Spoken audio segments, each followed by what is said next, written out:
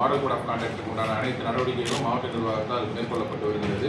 தேர்தலை பொறுத்தமட்டில் வேட்புமனு தாக்கல் செய்ய கடைசி நாள் ஏப்ரல் 6, வாக்குப்பதிவு ஏப்ரல் 23, வாக்கு எண்ணிக்கை நாள் மே 4.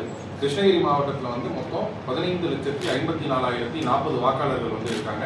அதில் ஆண்கள் 7,76,318, பெண்கள் 7,77,458, மூன்றாம் பாலினத்தவர்கள் 254. கிருஷ்ணகிரி மாவட்டத்தில் 2092 வாக்குச்சாவடிகள் இருக்கு. இது 1151 இடத்துல லொக்கேட் ஆயிருக்கு. இந்த எல்லா வாக்குச்சாவடியிலையும் அஷ்யூர்டு மினிமம் ஃபெசிலிட்டிஸ் எனப்படும் குடிநீர், கழிவறை, மின்சாரம், சாய்வு தளம், காத்திருப்பதற்கான இடவசதி இது அனைத்துமே ஏற்பாடு செய்யப்பட்டுள்ளது. தேர்தல் ஆணையத்தின் வழிகாட்டுதலின்படி சீனியர் சிட்டிசன்ஸ் மற்றும் மாற்றுத்திறனாளிகள் வீட்டிலிருந்தே வாக்களிப்பதற்கு உண்டான வசதிகள் இதற்கு முன்னர் நடந்த தேர்தல் இருப்பது போல இந்த தேர்தலுக்கும் அதற்கு உண்டான வசதிகள் மேற்கொள்ளப்படும். அது மட்டும் இல்லாமல் மாற்றுத்திறனாளிகள் வாக்குச்சாவடிகள் வாக்களிக்க விரும்பும் பட்சத்தில் சாக்ஷம் எனப்படும் செயலியை தேர்தல் ஆணையம் அறிவித்துள்ளது. அந்த செயலியின் மூலமாக அவர்கள் பல்வேறு வாக்களிப்பதற்குண்டான பல்வேறு உதவிகளை பெற்றுக் கொள்ளலாம். அது மட்டும் இல்லாமல் அனைத்து வாக்குச்சாவடிகளையும் wheel chair plus volunteers arrange பண்ணி தரோம். அவங்க வரிசையில் நிற்க வேண்டிய அவசியம் இல்லை. அவங்க நேரடியாகவே வாக்கு செலுத்தலாம்.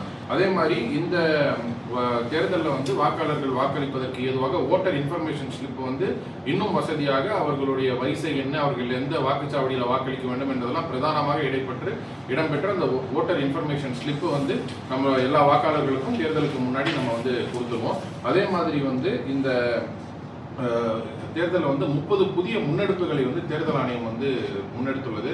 அதில் முக்கியமாக பார்த்தீங்க அப்படின்னா மொபைல் ஃபோனை பூத்துக்கு வெளியில டெபாசிட் பண்றதுக்கு மொபைல் ஃபோன் டெபாசிட் ஃபெசிலிட்டி இருக்கும். அதே மாதிரி பேலட் பேப்பர்ல பார்த்தீங்கன்னா வேட்பாளருடைய கலர் புகைப்படம் இடம்பெற்றிருக்கும். அந்த மாதிரி 30 இனிஷியேட்டிவ்ஸ் தேர்தல் கமிஷன் முன்னெடுத்திருக்காங்க. இந்த முறை கிருஷ்ணகிரி மாவட்டத்தில் இருக்கக்கூடிய 2092 வாக்குச்சாவடிகளிலும் நேரடியாக வெப்காஸ்டிங் ஏற்பாடு செய்யப்பட்டுள்ளது. அனைத்து வாக்குச்சாவடிகளிலும் வெப்காஸ்டிங் நம்ம பண்ணுவோம். அதே மாதிரி 203 செக்டர் ஆபீசர்ஸ் நம்ம போட்டு ஒரு செக்டர் ஆபீசருக்கு 10 பூத் அப்படின்ற முறையில் போட்டு அவங்க கிட்டத்தட்ட ஒரு மாசத்துக்கு முன்னாடியே அவர்களுக்கு உண்டான ட்ரைனிங் நம்ம கொடுத்துட்டோம். அவர்கள் அந்த வாக்குச்சாவடியில் போய் ஏதாவது வேற ஏதேனும் வசதிகள் தேவைப்படுதா, இல்லை அங்கே வாக்குப்பதிவு நடைபெறுவதற்கு ஏதேனும் அச்சுறுத்தல்கள் இருக்கான்னு முதற்கொண்டு அனைத்தையுமே பார்த்து உங்களுக்கு நல்லா தெரியும்.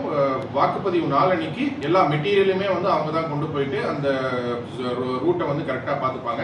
அந்த 203 செக்டர் ஆபீசர்ஸ்க்குமே ட்ரைனிங் கொடுத்து இன்னொரு ட்ரைனிங்கும் கொடுப்போம். அவங்களுக்குமே ஆன் பொசிஷன் இருக்காங்க.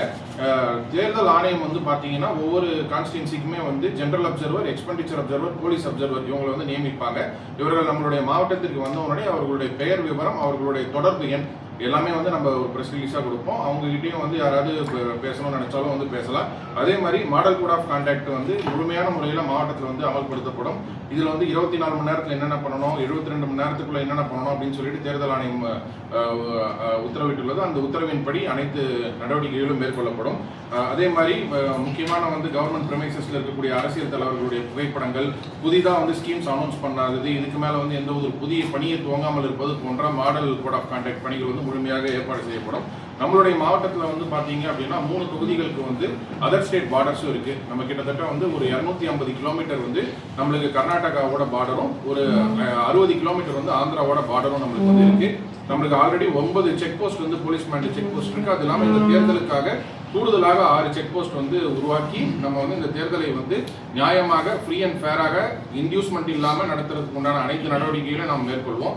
அது மட்டும் இல்லாமல் எக்ஸ்பெண்டிச்சர் மானிட்டரிங்காக ஒவ்வொரு சட்டமன்ற தொகுதியிலையும் 3 flying squad team, 3 static surveillance team நம்ம வச்சிருக்கோம். அது இல்லாமல் முக்கியமான அரசியல் கட்சிகளுடைய நிகழ்ச்சிகள் அனைத்தையுமே கவர் பண்றதுக்கு நம்மளுடைய வீடியோ சர்வேலன்ஸ் டீம், அந்த எடுக்கக்கூடிய வீடியோக்களை பார்க்கக்கூடிய வீடியோ வியூயிங் டீம், அது இல்லாம section 77 of representation of peoples act கீழே ஒவ்வொரு கேண்டிடேட்டுமே ஒரு தொகுதிக்கு மேக்ஸிமம் இவ்வளவு செலவு பண்ணணும் அப்படின்னு சொல்லிட்டு தேர்தல் ஆணையம் அறிவுறுத்தியுள்ளது.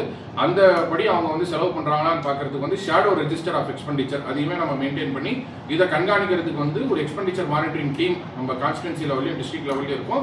இதை எக்ஸ்பெண்டிச்சர் அப்சர்வர் மேற்பார்வை பார்ப்பாரு. இந்த தேர்தலில் மக்கள் புகார் அளிக்கிறதுக்கு ஏதுவாக பல்வேறு நடவடிக்கைகள் மேற்கொள்ளப்பட்டது. சிவிஜில் ஆப்னு ஒரு ஆப்ல நேரடியாக அவர்களுடைய ஏதாவது ஒரு தேர்தல் நடத்தை விதிமுறைகள் ஏதாவது இருந்தால் மக்கள் அதை ஒரு போட்டோவாகவோ வீடியோவாகவோ எடுத்தா ஜிபிஎஸ் டேகோட நம்மளுடைய கண்ட்ரோல் ரூமுக்கு வந்துடும். இந்திய தேர்தல் ஆணையத்தின் அறிவுறுத்தலின்படி அப்படி வரக்கூடிய சிவிஜில் வரக்கூடிய கம்ப்ளைண்ட்ஸுக்கு 100 நிமிடங்களுக்குள் நம்ம பதில் கொடுக்கணும். அதுக்கு உண்டான அனைத்து நடவடிக்கைகளையும் நம்ம வந்து தயார் நிலையில் வைத்திருக்கோம். 1950 அப்படின்ற எண்ணிலையுமே வந்து புகார் கொடுக்கலாம். அது இல்லாமல் கிருஷ்ணகிரி மாவட்டத்தை பொறுத்த மட்டும் டோல் ஃப்ரீ நம்பர் 1800-425-7076 என்ற டோல் ஃப்ரீ நம்பர் 4 ஹண்டிங் லைனோட நம்ம எஸ்டாப்ளிஷ் பண்ணி ஆபரேஷன்கள் இருக்கு. அந்த டோல் ஃப்ரீ நம்பர்லையும் பொதுமக்கள் தங்களுடைய புகார்களை வந்து தெரிவித்துக் கொள்ளலாம். இந்த தருணத்தில் வந்து கிருஷ்ணகிரி மாவட்ட மக்களுக்கு நான் வந்து வேண்டி கேட்டுக்கொள்வது என்னவென்றால், இது வந்து ஒரு ஜனநாயக திருவிழா.